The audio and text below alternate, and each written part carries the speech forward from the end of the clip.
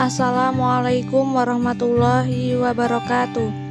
Perkenalkan, kami dari kelompok 7 Perbankan Syariah IAIN Surakarta kelas 1H yang beranggotakan 1. Elisa Atika Sari, 2. Ayu Sekar Pratiwi, 3. Rizky Ade Putra, dan 4. Antin Azizah.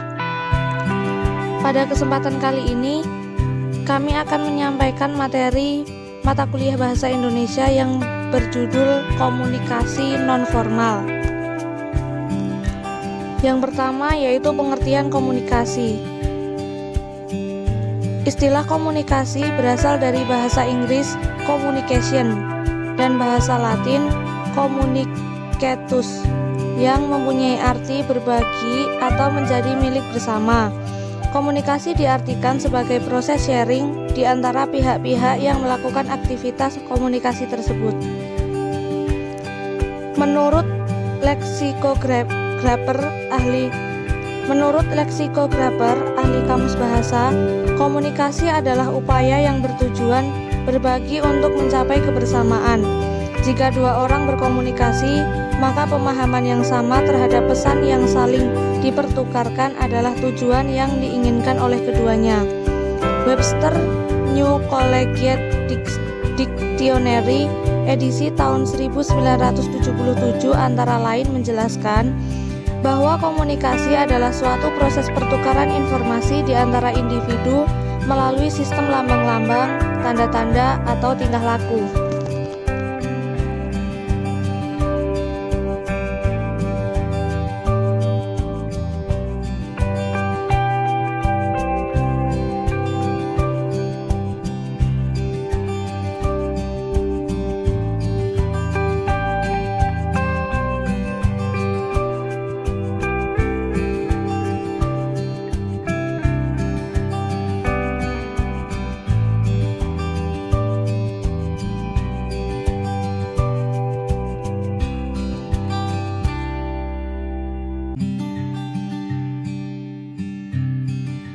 Komunikasi adalah suatu proses melalui mana seseorang atau komunikator menyampaikan stimulas, biasanya dalam bentuk kata-kata, dengan tujuan mengubah atau membentuk perilaku orang-orang lainnya atau khalayak.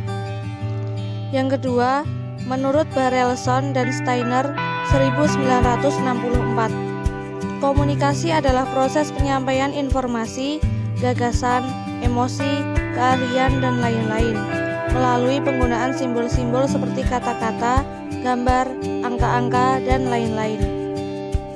Yang ketiga, menurut Laswell pada tahun 1960, komunikasi pada dasarnya merupakan suatu proses yang menjelaskan siapa mengatakan apa dan saluran apa kepada siapa dengan akibat apa atau hasil apa.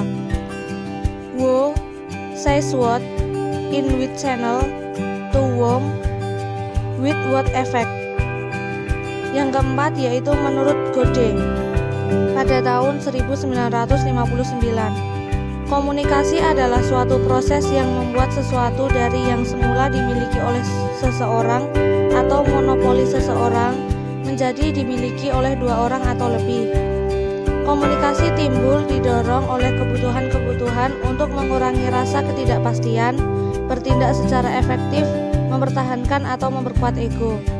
Yang keenam yaitu menurut Ruest pada tahun 1957, komunikasi adalah suatu proses yang menghubungkan satu bagian dengan bagian lainnya dalam kehidupan. Dan yang terakhir menurut Weaver pada tahun 1949, komunikasi adalah sebuah prosedur melalui mana pikiran seseorang dapat mempengaruhi pikiran orang lainnya. Dari pendapat para ahli di atas dapat disimpulkan bahwa definisi komunikasi secara umum adalah suatu proses pembentukan, penyampaian, penerimaan, dan pengolahan pesan yang terjadi di dalam diri seseorang dan atau di antara dua atau lebih dengan tujuan tertentu. Definisi tersebut memberikan beberapa pengertian pokok, yaitu komunikasi adalah suatu proses mengenai pembentukan, penyampaian, penerimaan, dan pengolahan pesan. Ada 3 jenis komunikasi. Yang pertama yaitu komunikasi formal, yang kedua Ada 3 jenis komunikasi.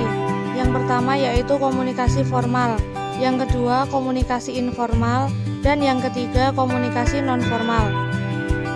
Yang akan kami sampaikan adalah materi mengenai komunikasi nonformal. Pengertian komunikasi nonformal. Komunikasi nonformal adalah proses komunikasi yang berada di antara yang formal atau resmi dengan yang tidak resmi atau informal. Komunikasi jenis ini biasanya berupa komunikasi yang berhubungan dengan hubungan pribadi. Pada umumnya, komunikasi nonformal digunakan pada suatu hubungan pribadi setiap individu alias tidak melibatkan organisasi atau kelompok. Dengan kata lain, ketika kita hendak menyampaikan pesan dari suatu komunikasi nonformal, setidaknya menyaring benar dan tetap berhati-hati dalam menyampaikan maupun menerimanya. Komunikan atau komunikator yang baik adalah komunikan atau komunikator yang mampu menyikapi pesan atau informasi dengan kepala dingin dan pikiran positif.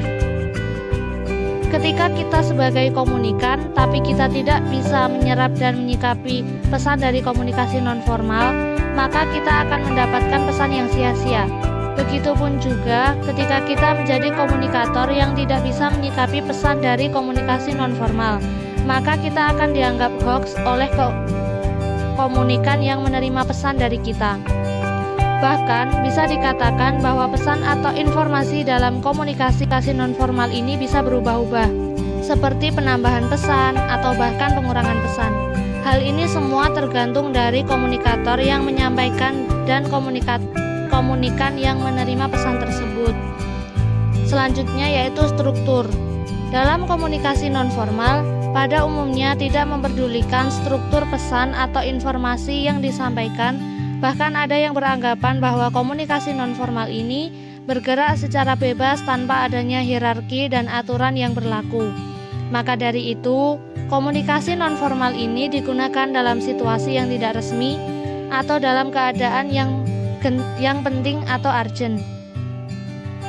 Faktor yang menjadikan komunikasi nonformal itu terjadi: pemuasan kebutuhan manusia, perlawanan terhadap pengaruh yang kaku dan membosankan juga monoton, keinginan untuk mempengaruhi orang lain, sumber informasi sebagai tali pererat hubungan dalam suatu pekerjaan dan organisasi. Selanjutnya yaitu proses. Komunikasi nonformal akan menyampaikan suatu pesan atau informasi yang muncul melalui mulut ke mulut. Pesan itu akan beredar dan menjadi kabar burung, karena pesan dalam komunikasi nonformal ini muncul dari suatu kerumunan, di mana seseorang di dalamnya menerima informasi atau pesan. Dan pesan tersebut disampaikan dan diteruskan seseorang atau bahkan lebih dari seseorang hingga ke seseorang lainnya. Jadilah kabar burung yang mulai beredar kemana-mana.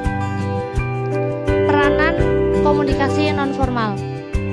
Fungsi dari komunikasi nonformal itu sendiri adalah menjalin hubungan sosial, kerabatan, dan persaudaraan dalam suatu kelompok nonformal.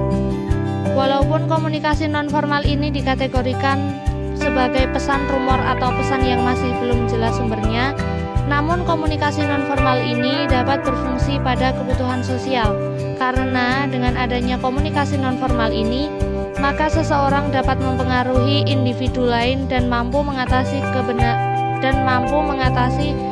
kebosanan karena adanya komunikasi yang formal dan terkesan kaku. Manfaat mempelajari komunikasi nonformal. 1. Mempererat hubungan individu. Ketika kita menggunakan komunikasi nonformal dalam komunikasi organisasi, maka kita secara tidak langsung dapat mempererat hubungan individu sesama anggota dalam suatu organisasi. Karena komunikasi nonformal ini sifatnya santai dan ringan. 2. Mencairkan suasana. Seperti yang dikatakan sebelumnya, bahwa komunikasi nonformal ini bersifat ringan dan santai, maka komunikasi nonformal ini dapat mencairkan suasana dikala komunikasi formal mulai tegang. Yang ketiga, jembatan komunikasi formal. Kita perlu mempelajari komunikasi nonformal ini sebagai intermezzo, sama halnya dengan mencairkan suasana, bahwa komunikasi nonformal ini dapat dijadikan pembuka sebelum menuju ke obrolan yang sifatnya serius, agar tidak terlalu tegang dalam suatu obrolan. Contoh komunikasi nonformal dalam organisasi. 1. Rumor rantai untai tunggal. Pada rumor rantai untai tunggal, komunikasi terjadi manakala seseorang menyampaikan informasi kepada orang lain dan orang tersebut kemudian menyampaikan kembali informasi yang dimaksud kepada beberapa orang lainnya dan seterusnya. 2. Rumor rantai klaster. Pada rumor rantai klaster, komunikasi terjadi manakala seseorang menyampaikan pesan kepada beberapa orang yang dipercaya dan kemudian mereka menyampaikan pesan tersebut kepada teman-teman mereka masing-masing dan seterusnya. Contohnya adalah komunikasi melalui telepon. Pada komunikasi melalui telepon, seseorang menelpon 2 orang, kemudian 2 orang itu diharapkan dapat menelpon 3 orang atau lebih, dan ketiga orang atau lebih itu juga diharapkan dapat menelpon orang berikutnya. 3. Rumor rantal probabilitas. Komunikasi terjadi manakala seseorang secara acak memilih beberapa orang untuk meneruskan informasi. Spam internet adalah contoh rantai probabilitas. Spam internet diciptakan oleh seseorang sebagai sumber informasi utamanya. Sumber informasi utama ini kemudian memilih secara acak orang-orang yang berada dalam jaringan komunikasinya untuk mengkomunikasikan pesan yang dimaksud. Selanjutnya yaitu gosip. Gosip adalah contoh komunikasi nonformal dalam organisasi yang paling umum. Dalam gosip, komunikasi berawal ketika seseorang mengatakan kepada sekelompok orang, kemudian mereka meneruskan informasi tersebut kepada beberapa orang lainnya. Selanjutnya, komunikasi nonverbal. Komunikasi nonverbal adalah komunikasi yang dilakukan tanpa menggunakan kata-kata, tanpa menggunakan kata-kata. Pesan-pesan nonverbal kerap kali disampaikan bersamaan dengan pesan-pesan verbal. Yang termasuk dalam komunikasi nonverbal adalah ekspresi wajah, kontak fisik, gerakan tubuh, dan bahasa tubuh dalam komunikasi lainnya. Demikianlah materi mata kuliah Bahasa Indonesia yang berjudul Komunikasi Nonformal dari kami. Kurang dan lebihnya mohon maaf. Wassalamualaikum warahmatullahi wabarakatuh.